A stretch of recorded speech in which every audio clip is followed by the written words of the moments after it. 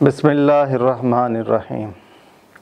किससे कहूँ कि ज़हर है मेरे लिए मैं हयात, कोहना है बज़्म कायनात, ताज़ा हैं मेरे वारिदात। क्या नहीं और गज़नबी कारगहे हयात में, बैठे हैं कब से मुंतज़र अहले हरम के सोमनाथ। ज़िक्र अरब के सोज़ में, फ़िक्र अजम के साज़ में, नए अरबी मुशाहिदात, नए अजमी तख़य्युलात। काफ़िलाए हिजाज में एक हुसैन भी नहीं, गरचे है ताबदार अभी गे सुए दजला फुरात। अक्लो दिलो निगाह का मुर्शदे अव्वली है इश्क, इश्क न हो तो शरअ-ओ-दी बुत कदाए तसव्वुरात। सिद्क़े खलील भी है इश्क, सब्र हुसैन भी है इश्क, मारकाए वजूद में बद्रो हुनैन भी है इश्क। इस नज़म के पहले बंद में हुज़ूर नबी करीम सल्लल्लाहु अलैहि वसल्लम के मकाम व मर्तबे के बयान और अहले फ़िराक़ का अल्लाह के रसूल से ताल्लुक़ वाज़ह करने के बाद दूसरे बंद में अल्लामा साहब ने अपनी फ़िक्र के अहवाल बयान किए हैं और मौजूदा दौर में उम्मत मुस्लिमा के मर्ज़ की तशख़ीस करके उसका इलाज तजवीज़ किया है। पहले बंद के आखिरी शेर में अल्लामा साहब की फ़लसफ़े ख़ुदी के हवाले से एक अहम इस्तिलाह फ़िराक़ का ज़िक्र आया है। आई सदाए जिब्राईल तेरा मकाम है यही, अहले फ़िराक़ के लिए ऐशे दवाम है यही। फ़िराक़ की ये इस्तिलाह पाँचवें बंद में 5 बार इस्तेमाल हुई है। इस पर मुफस्सल गुफ्तगू इंशाअल्लाह पाँचवें बंद में की जाएगी। एक और बात वाज़ेह रहे कि नज़्म ज़ौक़ व शौक़ नज़्म मस्जिद कुर्तबा का जोड़ा है, जैसा कि नज़्म शिकवा और जवाब शिकवा आपस में एक जोड़ा है। इसलिए हम नज़्म ज़ौक़ व शौक़ के मताले के दौरान बार बार नज़्म मस्जिद कुर्तबा से रुजू करेंगे, जहाँ इस नज़्म के मज़ामीन को तफ़सील से बयान किया गया है। आइए अब दूसरे बंद की तरफ। किससे कहूँ कि ज़हर है मेरे लिए मैं हयात, कोहना है बज़्म कायनात, ताज़ा है मेरे वारदात। मैं ये बात किसे बताऊं कि दुनिया के नज़रियात बहुत पुराने और मेरे ख़यालात नए होने की वजह से ज़िंदगी का ये जाम मुझे ज़हर लगता है। ये शेर इस नज़म का उमूद है जिसके गिर्द तमाम मज़ामीन घूम रहे हैं। ये शेर बहुत गहरे और वसी मानी का हामिल है। अगर हमने इस शेर को समझ लिया तो पूरी नज़म को समझना आसान हो जाएगा। हम इस शेर के मज़ामीन को ज़रा तफसील से पढ़ते हैं ताकि आने वाले अशआर को समझने में आसानी हो जाए। पहले बंद के आखिरी शेर में जो फरमाया है कि आई सदाए जिब्राईल तेरा मकाम है यही, अहले फ़िराक़ के लिए ऐशे दवाम है यही। इस शेर में अल्लामा साहब ने बेखुदी और सरमस्ती के आलम में मदीने की दहलीज़ पर फरमाने जिब्राईल अलैहिस्सलाम के मुताबिक अपना डेरा डाल दिया और दूसरे बंद के पहले शेर में हुज़ूर सल्लल्लाहु अलैहि वसल्लम के पहलू में बैठकर इंतहाई कर्ब व अलम की कैफियत में उम्मत मुस्लिमा के लिए अपने दिल का दुखड़ा खुल कर बयान किया है। किससे कहूँ कि ज़हर है मेरे लिए मैं हयात, कोहना है बज़्म कायनात, ताज़ा है मेरे वारदात। ए रसूल अल्लाह सल्लल्लाहु अलैहि वसल्लम, आपकी दी हुई फ़हम फ़रासत और इश्क़ व मोहब्बत से मेरे दिलो दिमाग में नित नए अहवाल ने जन्म लिया है, जबकि ये कायनात वापस ज़माने जाहिलियत की पुरानी डगर पर चल निकली है, जिसकी वजह से मेरे फ़िक्र और मौजूदा दौर के नज़रियात के बीच एक हैबतनाक टकराव पैदा हो गया है, जबकि मेरी बात सुनने के लिए कोई अपना भी तैयार नहीं है। इन हालात में ज़िंदगी का ये जाम मुझे कड़वा ज़हर लग रहा है और अब मैं जीने की बजाय रोज़ाना मरता हूँ। सवाल ये है कि ये बज़्म कायनात कैसे पुरानी है और अल्लामा साहब की वो कौन सी कल्बी वारदात या अफ़कार हैं जो नए हैं। अल्लामा साहब ने इस शेर में मुसलमानों के स्पेन में उरूज के बाद ज़वाल और उसके नतीजे में पै दर पै होने वाले वाक़यात से पैदा होने वाली मौजूदा दौर की सूरत हाल की तरफ इशारा किया है, जिसका तफसीली ज़िक्र मस्जिद कुर्तबा के 4 अशआर में मौजूद है। लिहाजा यहाँ उन 4 अशआर का मुतालिया मुफीद रहेगा جس میں علامہ صاحب نے کمال ہنر سے یورپ میں مسلمانوں کے زوال سے لے کر آج کے دور تک کی تاریخ بیان کی ہے۔ فرمایا، حرف غلط بن گئی عصمت پیر کنشت، اور ہوئی فکر کی کشتی نازک رواں۔ موجودہ شعر میں کہنا ہے بزم کائنات کی ترکیب کا تعلق نظم مسجد قرطبہ کے شعر کے دوسرے مصرے اور ہوئی فکر کی کشتی نازک رواں سے ہے۔ اسپین میں مسلمانوں کا دور 711 عیسوی سے 1492 عیسوی تک تقریباً 800 سال رہا۔ مسلمانوں کی آمد سے پہلے اسپین اور پورے یورپ میں رومن امپائر کی بادشاہت تھی، جہاں مذہبی معاملات رومن کیتھولک چرچ کے رہنما پوپ کے زیر اثر طے ہوتے تھے۔ یہاں پڑھنے لکھنے پر سخت پابندی تھی۔ مذہبی معاملات میں رہنمائی کے لیے پوپ کے پاس جانا لازم تھا۔ کسی عیسائی کو از خود توریت یا انجیل پڑھنے کی اجازت نہ تھی۔ سائنس کو کفر کا درجہ حاصل تھا اور کسی کے گھر سے کسی بھی قسم کی مذہبی یا سائنسی کتاب برآمد ہونے کی سزا اس گھر کو اہل خانہ سمیت نظر آتش کرنا تھا۔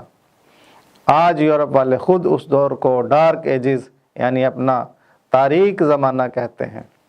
رومیوں کو شکست دینے کے بعد جب اسپین میں مسلم خلافت قائم ہوئی تو یہاں کا نقشہ ہی بدل گیا۔ اس دور کے قرطبہ، تلیتلا، اشبیلیا، غرناطہ کے شہروں کی یونیورسٹیاں، ثقافتی مراکز، لائبریریاں، باغات اور محلات پوری دنیا میں مشہور ہوئے۔ اسپین دنیا کا خوشحال ترین اور طاقتور ملک تھا۔ تاریخ دانوں کے مطابق مسلم اسپین میں ہزاروں لائبریریاں، عوامی غسل خانے اور کتابوں کی دکانیں تھیں۔ یہاں یورپ کے دیگر ممالک جرمنی، اٹلی، پرتگال، فرانس اور انگلینڈ وغیرہ سے نوجوان آ کر خود کو تعلیم کے زیور سے آراستہ کر کے اپنے اپنے ملکوں کو لوٹ جاتے تھے اور وہاں جا کر علم کی شمع روشن کرتے تھے۔ جب مسلمان حکمرانوں کے آپس کے جھگڑوں کی وجہ سے اسپین میں اسلامی حکومت زوال کا شکار ہو گئی تو 1492 میں عیسائی بادشاہ فرڈینینڈ کے ہاتھوں سقوط غرناطہ سے اندلس میں مسلمانوں کا 800 سالہ اقتدار ہمیشہ کے لیے ختم ہو گیا۔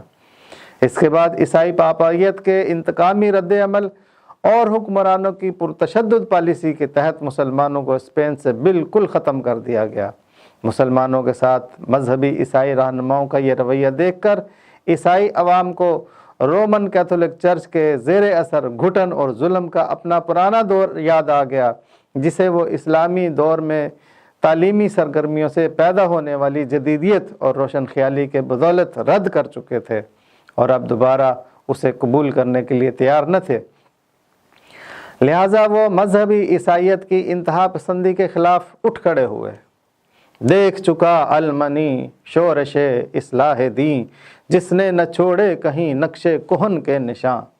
سقوط غرناطہ کے صرف 25 سال بعد 1517 میں جرمنی میں مارٹن لوتھر نے اصلاح دین کی احتجاجی تحریک پروٹسٹنٹ ریفارمیشن چلائی اور پوپ کے ادارے کی کرپشن اور لوٹ مار کو اپنے 95 تھیسز کے ذریعے تنقید کا نشانہ بنایا۔ یہ پرتشدد تحریک پورے یورپ میں 100 سال تک سلگتی رہی اور بالآخر ایک بھیانک بغاوت کی صورت اختیار کر گئی جو جرمنی سے نکل کر شمالی یورپ اور برطانیہ تک پھیل گئی، جس نے کئی خوفناک جنگوں کی صورت اختیار کر لی، جسے آج 30 سالہ جنگ کے نام سے یاد کیا جاتا ہے۔ یہ جنگ 1618 میں شروع ہوئی اور 1648 میں پیس آف ویسٹفیلیا کے معاہدے کے ساتھ ختم ہوئی۔ پروٹسٹنٹ تحریک نے پاپائے روم کے 1200 سالہ عزت و وقار کو خاک میں ملا دیا، اور اس دوران یہودیوں نے انتہائی چالاکی سے عیسائیوں کی اکثریت کو مذہب سے ہی دور کر دیا۔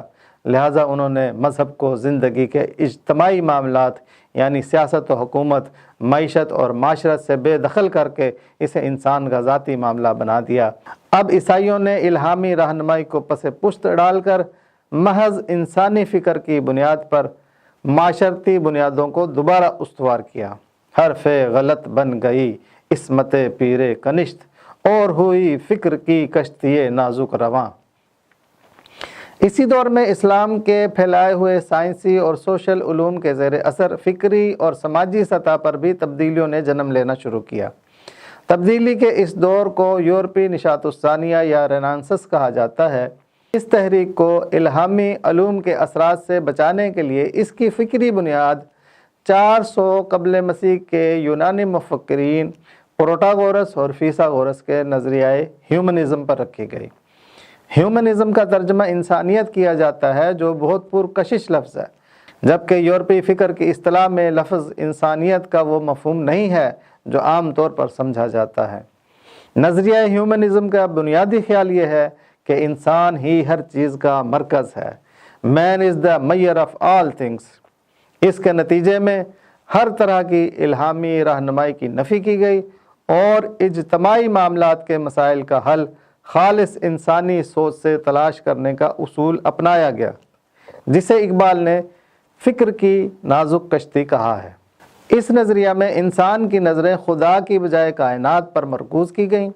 آخرت کو آنکھ اوجھل پہاڑ اوجھل کہہ کر دنیا کی ترقی پر توجہ دی جانے لگی، اور روح کا سائنس سے ثابت نہ ہونے کی بنیاد پر انسانی جسم کو مرکز نگاہ بنا کر اس کے تمام اچھے یا برے تقاضوں اور خواہشات کو جائز قرار دیا جانے لگا۔ کیونکہ اس نظریہ ہیومنزم میں انسانی سوچ کو ہی حتمی سچ مانا گیا ہے، اس لیے اس کا کسی ایک تھیوری پر متفق ہونا ناممکن تھا۔ ایک دور میں ایک نظریہ اور اسی دور میں کوئی دوسرا نظریہ سچ مانا جا سکتا تھا۔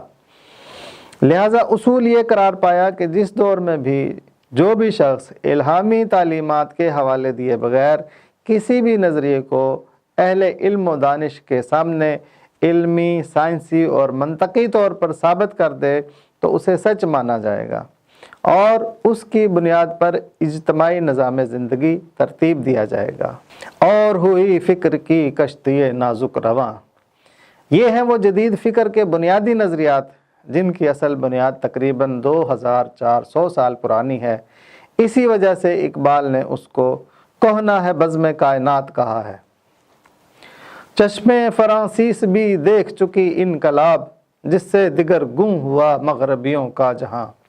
اسی فکری ارتقاء کے تحت انقلاب فرانس کا آغاز 1787 میں ہوا، جس میں 753 قبل مسیح سے قائم شدہ بادشاہت کے خلاف عوام نے بغاوت کی، اور اس کے نتیجے میں نپولین نے 1804 میں فرانس میں شہنشاہیت قائم کر کے خود کو شہنشاہ ڈکلیئر کر دیا، اور جمہوری نظام کو نافذ کرنے کے لیے پورے یورپ سے جنگیں شروع ہو گئیں، جن میں لاکھوں افراد لقمہ اجل بنے۔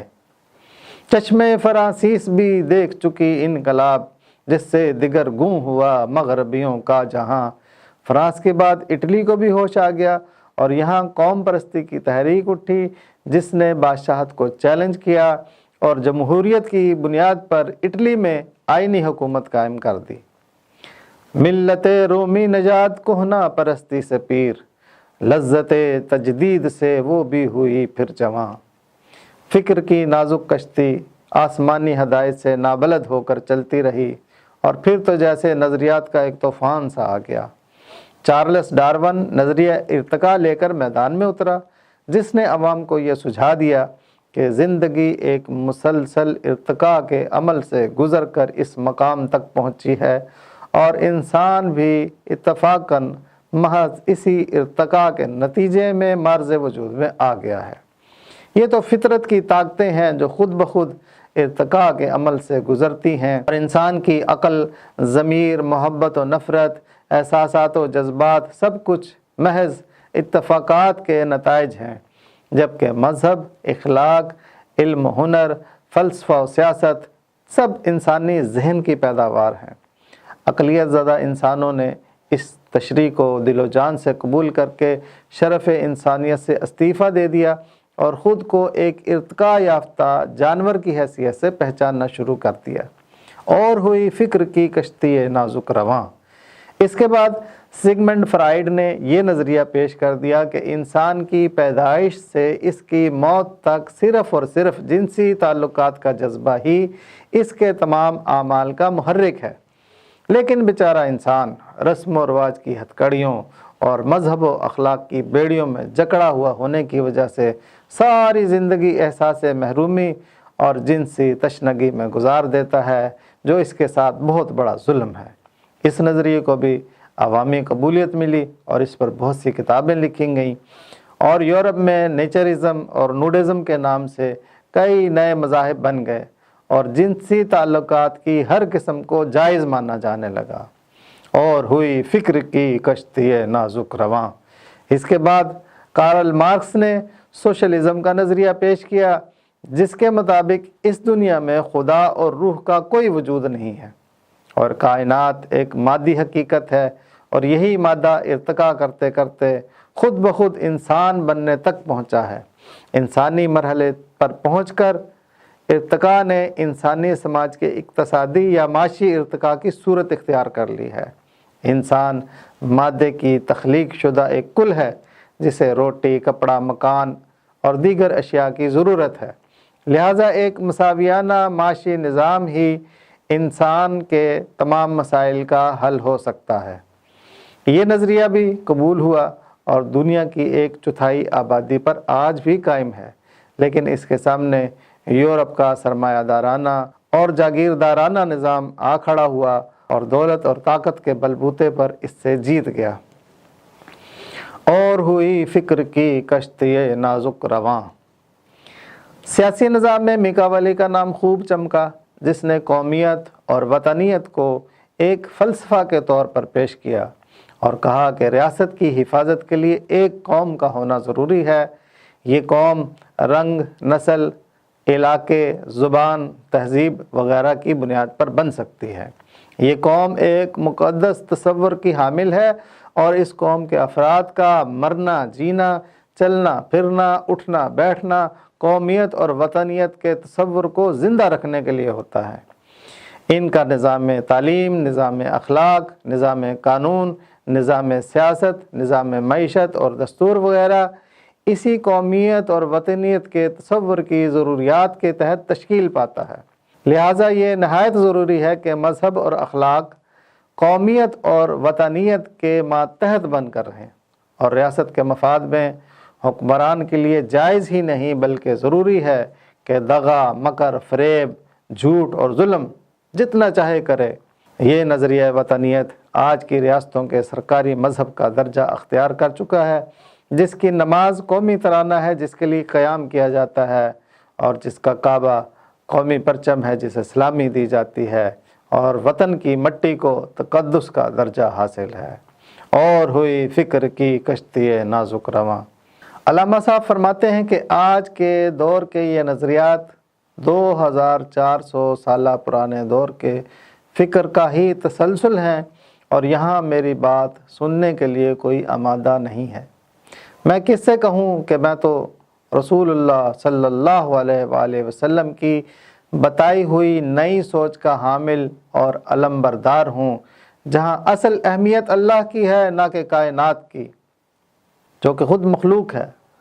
इंसान का असल वजूद तो रूहानी है जिसे दवाम है, ना कि जिस्मानी वजूद जो ख़ुद फ़ना की ज़द में है, और असल ज़िंदगी तो आखिरत की है जो हमेशा कायम रहने वाली है, ना कि ये ज़िंदगी जो चंद रोज़ा है। इन हालात में जहाँ पुराने नज़रियात को लाकर मुझ पर मुसल्लत कर दिया गया है, ज़िंदगानी का ये जाम मुझे जहर लग रहा है। लुत्फ़ मरने में है बाकी न मज़ा जीने में, कुछ मज़ा है तो यही खून जिगर पीने में।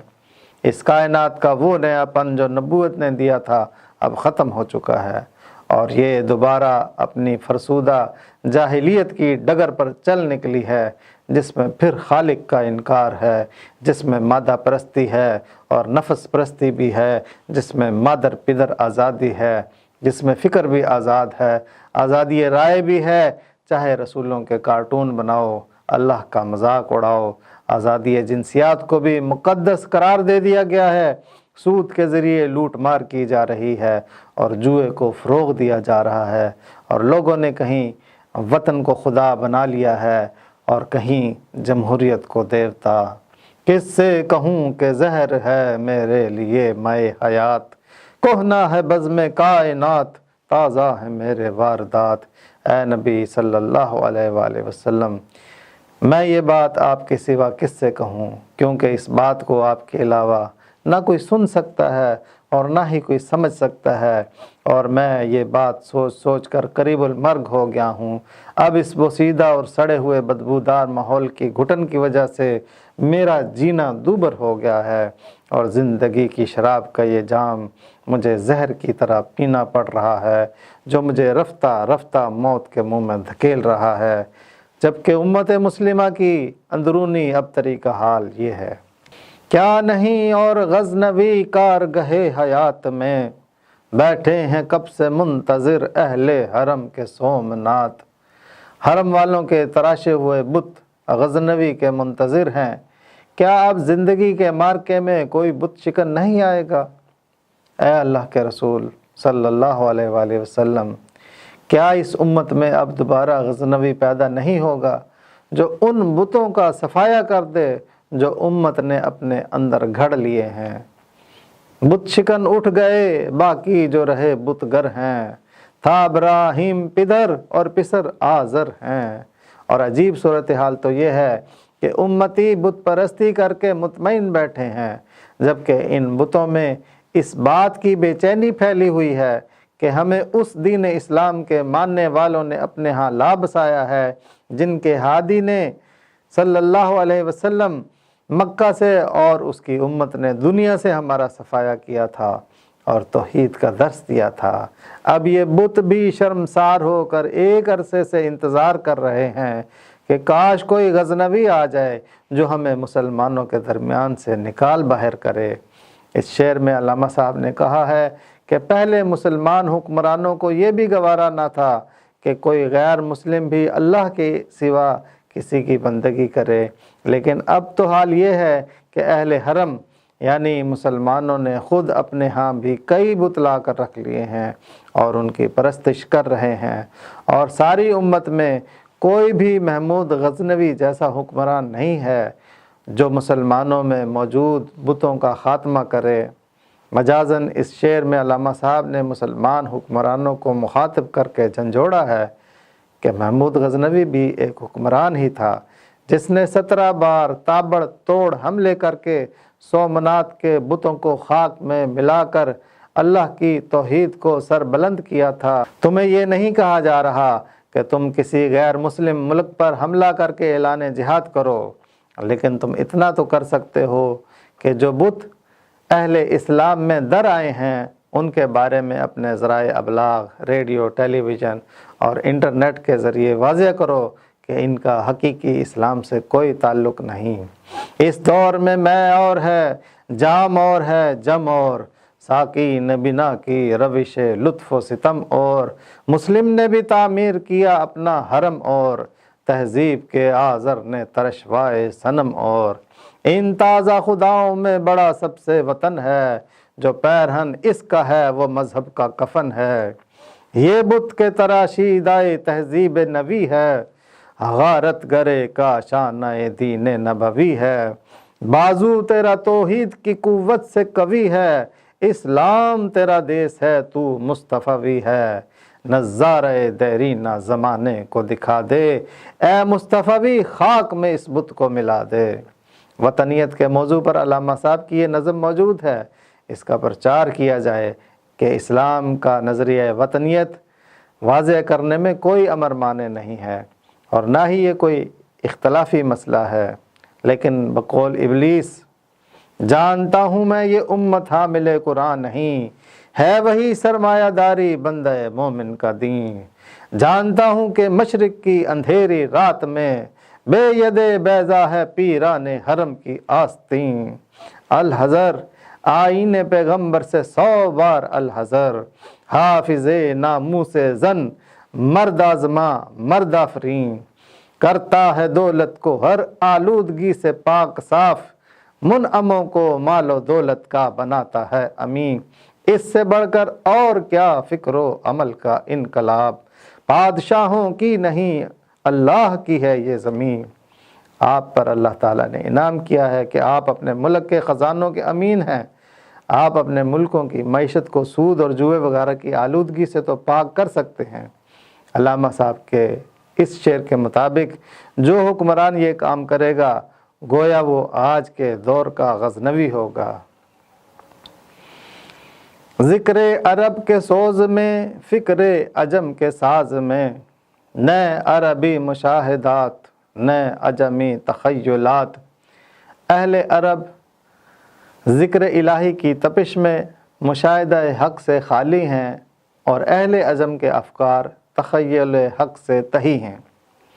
یا رسول اللہ صلی اللہ علیہ وآلہ وسلم، ہماری کیفیت یہ ہے کہ عرب کے ذاکرین حق کے مشاہدے کی صلاحیت سے محروم ہو چکے ہیں، اور عجم کے مفکرین اپنی سوچ سے اللہ اور کائنات کو جوڑ کر وجود حق کو علمی طور پر ثابت کرنے سے عاری ہیں۔ اس وقت پوری امت ایک کھوکھلے پن کا شکار ہو چکی ہے۔ علامہ صاحب فرماتے ہیں کہ ایک وقت تھا جب اہل عرب تذکیر کرتے تھے تو ما سوی اللہ ہر معبود شے ان کے ذکر کے سوز سے جل کر راکھ ہو جاتی تھی۔ ان کی نظر ہر چیز کو اللہ کی نشانی کے طور پر دیکھتی تھی، اور وہ کبھی بھی کسی چیز کو اللہ کے ریفرنس کے بغیر دیکھنے کے عادی نہ تھے۔ لیکن اب وہ ذکر تو کرتے ہیں، مگر ان کی نگاہیں مادی اشیاء میں ہی اٹک کر رہ جاتی ہیں، اور اللہ تعالیٰ ان کی نگاہوں سے محجوب ہو گیا ہے۔ اے اہل نظر ذوق نظر تو خوب ہے، لیکن جو شے کی حقیقت کو نہ دیکھے وہ نظر کیا۔ اور جب دین اسلام عجم میں آیا تھا تو عجمیوں نے اپنے فکری معیارات پر جب اس دین مبین کو پرکھا تو عقل و خرد کی نہ سلجھنے والی گتھیاں حل ہو گئی تھیں، اور ان کی فکر نے دین کی سربراہی میں وحدانیت کے تخیل کو کلی طور پر حاصل کر لیا تھا، مگر آج ان کی نگاہیں پھر توہمات کے بھنور میں الجھ کر رہ گئی ہیں۔ گاہ میری نگاہ تیز چیر گئی دل وجود، گاہ الجھ کے رہ گئی میرے توہمات میں۔ لہٰذا اب پستی کی حالت یہ ہے کہ عرب کے اہل ذکر میں سوز کا اتنا فقدان ہو گیا ہے، جس کے نتیجے میں وہ کائنات کے مشاہدات سے خالق کی رضا اور منشا تک پہنچنے کی صلاحیت سے عاری اور اس کی آرزو سے دستبردار ہو چکے ہیں، اور عجم کے مفکرین کی فکر میں وہ سازگاری باقی نہ رہی کہ وہ سوچ و بچار کے نتیجے میں موجودہ دور کے فکری نظریات کو اللہ تعالیٰ کی ہدایت کی کسوٹی پر پرکھتے اور اس کا تجزیہ کر کے کھوٹے کھرے کی پہچان کر سکتے۔ دراصل اس شعر میں علامہ صاحب نے صوفیاء حق سے یہ کہا ہے کہ آپ اپنے حلقوں میں عرب کے اس ذکر کو زندہ کرو کہ وہ ذکر عقل و دل و نگاہ پر پڑے ہوئے پردے جلا کر راکھ کر دے، اور تمہیں مشاہدات حق کے اعلیٰ ترین منازل سے ہمکنار کر دے، اور تمہارا فیض ایسے جاری ہو جائے کہ اللہ کی محبت کے دیوانوں کو ان کی منزل کی طرف رہنمائی ملے۔ جبکہ علماء حق سے علامہ صاحب نے اس شعر میں یہ تقاضا کیا ہے کہ آپ کو اللہ تعالیٰ نے انسانوں کی رہنمائی کے مقام پر فائز کیا ہے، تو کیا وجہ ہے کہ آپ نے اسلامی فکر کے بلبوتے پر ڈارون کے نظریہ ارتقاء، فرائیڈ کے نفسیاتی اور جنسی نظریات، میکاولی کے سیاسی نظریہ وطنیت، مارکس کے معاشی نظریہ سوشلزم وغیرہ کو رد کر کے ایسے صحیح نظریات کیوں پیش نہیں کیے جو نہ صرف مسلمانوں میں بلکہ پورے یورپ میں بھی قابل قبول ہوتے اور نوع انسانی کفر اور الحاد کے گہرے گڑھوں میں گرنے سے محفوظ ہو جاتی؟ اب بھی وقت ہے، پورا یورپ بالخصوص اور پوری نوع انسانی ان نظریات کے تجربات سے تنگ آ چکی ہے۔ انہیں آج کی ذہنی اور علمی سطح کے مطابق متبادل عادلانہ نظام زندگی فراہم کرنا آپ کی ذمہ داری ہے۔ قافلہ حجاز میں ایک حسین بھی نہیں، گرچہ ہے تابدار ابھی گے سوئے دجلہ و فرات۔ دریائے دجلہ و فرات بل کھاتی زلفوں کی طرح آج بھی بہہ رہے ہیں، لیکن حجاز کا قافلہ حسین سے خالی ہے۔ اے نبی صلی اللہ علیہ وآلہ وسلم، گو کہ حق و باطل کا میدان جنگ سجا ہوا ہے، لیکن اس امت کے پورے قافلے میں ایک شخص بھی حسین جیسا نہیں ہے جو سامنے آ کر باطل کو چیلنج کر کے اپنا سر کٹا کے آپ صلی اللہ علیہ وآلہ وسلم کے سامنے سرخ رو ہو جائے۔ یعنی باوجود اس کے کہ دریائے دجلہ اور دریائے فرات اپنی جگہ پر ہی بہہ رہے ہیں، اور کربلا کا میدان جیسے اس وقت سجا تھا جب حضرت حسین رضی اللہ تعالیٰ عنہ اپنے خاندان اور جان نثار ساتھیوں سمیت قربانی پیش کرنے کے لیے پہنچ گئے تھے، حق و باطل کا میدان آج بھی ویسے ہی سجا ہوا ہے، جو پکار پکار کر اپنے عاشقوں کو مر مٹنے کے لیے بلا رہا ہے کہ آؤ اور اس راہ حق میں اپنی جان کا نذرانہ پیش کرو۔ لیکن آج وہی حق و باطل کی رزم گاہ سج جانے کے باوجود امت مسلمہ کے قافلے میں ایک بھی ایسا شخص نہیں ہے جو حضرت حسین رضی اللہ تعالیٰ عنہ کی سنت پر عمل کر کے باطل حکمرانوں کو چیلنج کر سکے۔ اس شعر میں علامہ صاحب نے ان لوگوں سے خطاب کیا ہے جو دین کی خدمت کے جذبے سے سرشار ہیں مگر اپنا تن من دھن بچا کر رکھتے ہیں۔ علامہ صاحب فرماتے ہیں کہ آپ ہی وہ لوگ ہو جنہوں نے کسی من انصاری اللہ کی پکار پر لبیک کہا ہے کہ نحنو انصار اللہ۔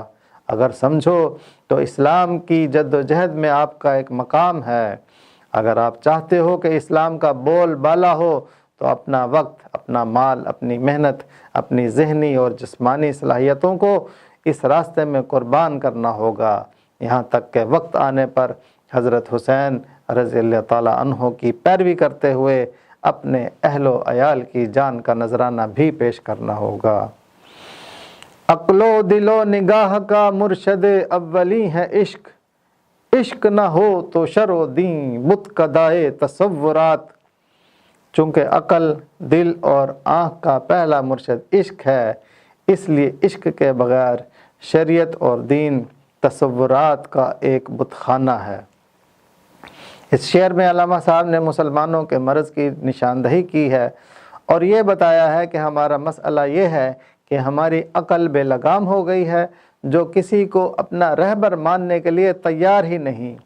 ہماری نظر حیا کی رہنمائی سے خالی ہو چکی ہے، جو کسی اخلاقی پابندی کی عادی نہیں رہی، اور ہمارا دل تو ہمارے اپنے بس میں ہے ہی نہیں، اس میں دنیا کی محبت گھر کر چکی ہے۔ یہ ہمیں اللہ کی معرفت تک لے جانے سے قاصر ہے۔ چونکہ ہماری شخصیت کے ڈرائیورز کسی مرشد کی رہنمائی سے ہدایت نہیں پا رہے، اس لیے یہ ہمیں لے کر ادھر کو مڑ گئے ہیں جدھر کو زمانے کی ہوا چل رہی ہے، جبکہ زمانے کی ہوا فنا کی طرف جا رہی ہے، اور اللہ کی یہ منشا ہے کہ اس کے بندے فنا کے چنگل سے نکل کر دائمی زندگی پالیں۔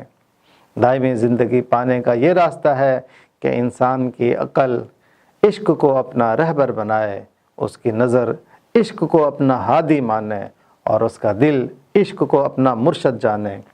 جب ایک مسلمان میں موجود ان تین طاقتوں کا رہنما عشق ہوگا، تب ہی انسان اس مرتبے کو پا سکتا ہے جسے بقا کہتے ہیں، اور نبی کریم صلی اللہ علیہ وآلہ وسلم کے عشق اور اللہ تعالیٰ کی محبت کو جس نے بھی اپنی عقل و دل و نگاہ کا مرشد بنایا، اس کا نام اور کام رہتی دنیا تک باقی رہے گا، جیسا کہ مسجد قرطبہ میں کہا گیا ہے۔ اول و آخر فنا، باطن و ظاہر فنا، نقش کہن ہو کہ نو منزل آخر فنا، ہے مگر اس نقش میں رنگ ثبات دوام، جس کو کیا ہو کسی مرد خدا نے تمام۔ مرد خدا کا عمل عشق سے صاحب فروغ، عشق ہے اصل حیات، موت ہے اس پر حرام۔ عشق کی تقویم میں عصر رواں کے سوا اور زمانے بھی ہیں جن کا نہیں کوئی نام۔ عشق دم جبرائیل، عشق دل مصطفیٰ، عشق خدا کا رسول، عشق خدا کا کلام۔ عشق فقیہ حرم، عشق امیر جنود، عشق ہے ابن السبیل، اس کے ہزاروں مقام۔ عشق کے مضراب سے نغمہ تار حیات، عشق سے نور حیات، عشق سے نار حیات۔ لیکن جب عشق نہیں ہوگا تو ہم نام کے مسلمان ہوں گے، اور اسلام سے وابستگی مسلمان گھرانے میں پیدائش کی وجہ سے ہوگی، اور ہماری زندگی محبت بھری عبادات سے خالی ہوں گی۔ ہم مسلمان آخرت کے لالچ کی وجہ سے ہوں گے، اور ہماری نماز، روزہ، حج اور قربانی کے جذبہ محرکہ میں اللہ کی رضا سے بڑھ کر دکھاوا، خود نمائی اور لالچ ہوگا۔ یعنی ہمارے اعمال عشق کی روح سے خالی وہ جسد ہوں گے جن میں زندگی کی کوئی رمق نہ ہو، کیونکہ عشق کی زندگی ایسی ہو ہی نہیں سکتی کہ اللہ کے دین کے خلاف دنیا بھر میں بغاوت ہو رہی ہو اور اللہ اور اس کے رسول صلی اللہ علیہ وآلہ وسلم کے عشاق اپنے دنیاوی دھندوں میں خوش ہوں۔ یہ عشق کی عدم موجودگی ہے جس کی وجہ سے شریعت اور دین پر عمل کرنے کا جذبہ محبت خدا اور عشق رسول نہیں، بلکہ ہمارے خیالات کے تراشے ہوئے بت ہیں جن سے ہم نے دنیا میں سربلندی اور آخرت میں کامیابی کی توقعات وابستہ کر رکھی ہیں۔ رگوں میں وہ لہو باقی نہیں ہے، وہ دل وہ آرزو باقی نہیں ہے، نماز و روزہ و قربانی و حج یہ سب ہیں تو باقی نہیں ہے۔ صدق خلیل بھی ہے عشق، صبر حسین بھی ہے عشق، مارکائے وجود میں بدر و حنین بھی ہے عشق۔ ابراہیم کا سچ، حسین کا صبر اور بدر و حنین کے مارکے سب عشق کے دم قدم سے ہیں۔ ابراہیم علیہ السلام سراپا صدق عشق کی وجہ سے تھے۔ انہوں نے کفر اور شرک کے گھٹا ٹوپ اندھیروں میں اپنے رب کو نہ صرف پہچانا بلکہ ہر غیر اللہ کو رد کر کے علی اعلان اس کی نفی اور جان کی پرواہ نہ کرتے ہوئے اللہ سے سچے عشق کی خاطر آگ میں زندہ جل جانے کی سزا قبول کر لی۔ بے خطر کود پڑا آتش نمرود میں عشق، عقل ہے محو تماشا لبے بام ابھی۔ حضرت حسین رضی اللہ تعالیٰ عنہ کا صبر بھی عشق سے سرشار تھا۔ اپنے مقام صبر میں حرم کی وہ داستان رقم فرما گئے جو غریب و اجنبی ہے اور سادہ و رنگین بھی، جبکہ ان کی ایک ہاں میں ان کی اور ان کے اہل بیت کی زندگی کی ضمانت تھی، مگر ان کے والہانہ صبر پر عشق نے یہ گوارا نہ کیا کہ کسی فاسق و فاجر حکمران کی فرما برداری کبھی بھی جائز ٹھہرے۔ اور یہ سچا عشق ہی تھا جو مسلمانوں کو مکی دور میں پر امن جد و جہد کرتے کرتے ہجرت مدینہ اور پھر غزوہ بدر کے تاریخ ساز مارکے کی طرف لے گیا، جہاں سے غلبہ اسلام کے لیے مسلح جد و جہد کا آغاز ہوا۔ اور یہ عشق ہی تھا کہ جس کے نتیجے میں صحابہ کرام نے سن 2 ہجری سے سن 9 ہجری تک 8 سال کے قلیل عرصے میں انتہائی تکالیف اور مصائب برداشت کرتے ہوئے تنگ دستی اور بھوک کی کیفیت میں 28 غزوات اور 57 سرایا یعنی کل 85 مارکوں میں حضور صلی اللہ علیہ وآلہ وسلم کی سربراہی میں شمولیت کی، اور غزوہ حنین کے فیصلہ کن مرحلے میں اس جد و جہد کو داخل کر دیا جس کے نتیجے میں بالآخر دین نبوی صلی اللہ علیہ وآلہ وسلم کے دنیاوی غلبے کی تکمیل ہوئی۔